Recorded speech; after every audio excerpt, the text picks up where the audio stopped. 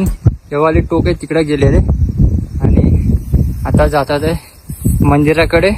ते मंदिराच्या इकडूनच खालती उतरायचा पायवाट आहे म्हणून तिकडे जातात आहे.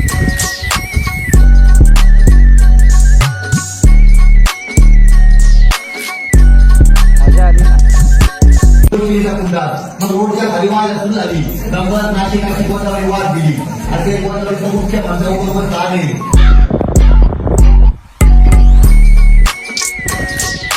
ब्रह्मगिरी पर्वत आपला ट्रॅक करून झालाय कम्प्लीट आणि आता जे त्र्यंबकेश्वर ज्योतिर्लिंग आपण दर्शन करणार होते ते आता पुढच्या ब्लॉकमध्ये येणार आहे कारण की खूप मोठा ब्लॉक होईल या.